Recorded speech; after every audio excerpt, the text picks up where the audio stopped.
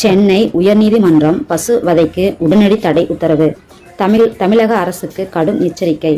சென்னை மே 28, 2026 தமிழ்நாட்டில் பசு வதையை உடனடியாக தடை செய்ய வேண்டும் என்று சென்னை உயர்நீதிமன்றம் அதிரடியாக உத்தரவு பிறப்பித்துள்ளது.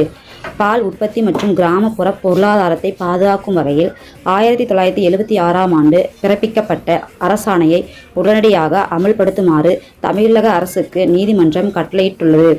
இந்த உத்தரவு பக்ரீத் பண்டிகைக்கு முன்பாக வெளியானது மிகுந்த முக்கியத்துவம் வாய்ந்ததாக பார்க்கப்படுகிறது.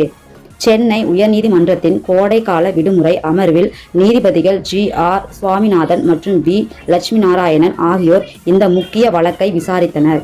பக்ரீத் பண்டிகை அன்று மே 28, 2026 உட்பட எந்த நாளிலும் தமிழ்நாட்டில் எங்கும் பசுக்களோ கன்றுகளோ வெட்டப்படக்கூடாது என தமிழக அரசின் தலைமைச் செயலாளர் மற்றும் காவல்துறை தலைவர் DGP உறுதி செய்ய வேண்டும் என்று நீதிபதிகள் உத்தரவிட்டுள்ளனர்.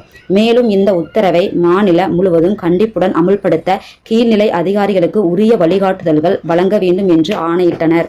நீதிமன்றம் அளித்துள்ள இணக்க அறிக்கையை வரும் மே 29ஆம் தேதி தாக்கல் செய்ய உத்தரவிட்டுள்ளது.